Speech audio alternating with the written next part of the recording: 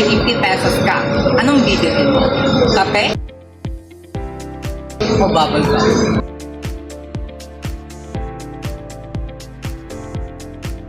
Madaling tanong, di ba?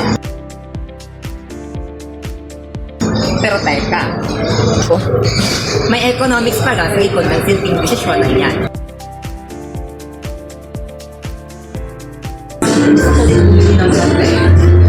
Pero teka, alam mo ba ang bibili mong kape ay may akibat na alternative halaga?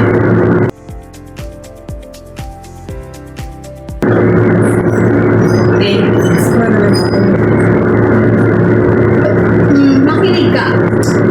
Kung bibili ka ng kape na 50 pesos, mawawalang pagkakataon mo makabili ng dalawang paketeng chewing gum na 25 pesos kada isa. Yan ang alternatibong halaga.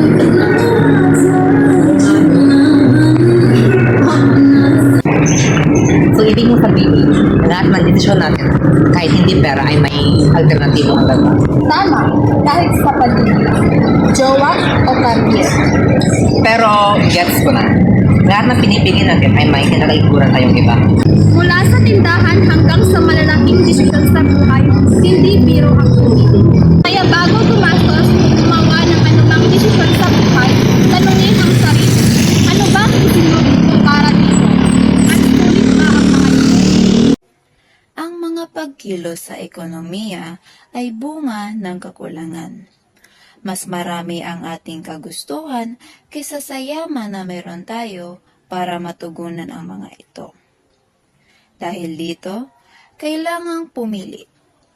At sa bawat pagpili, may kaakibat na alternatibong halaga. Kapag tumaas ito, naghahanap tayo ng mas murang kapalit. Ang prinsipyo ng pagpapalit. Ang alternatibong halaga ay ang pinakamainam na bagay na isinuko natin kapalit ng isang desisyon. Samantalang ang presyong salapi ay ang halagang aktwal na ibinabayad. Ang relatibong presyo ay nagsasaad ng kung ilang unit ng ibang produkto ang isinuko mo. Halimbawa, kung ang kape ay 50 pesos at ang chewing gum ay 25 pesos kada pakete, ang relatibong presyo ng isang tasa ng kape ay 2 pakete ng gum. Ang relatibong presyo ay katumbas ng presyo ng kape divided by presyo ng gum.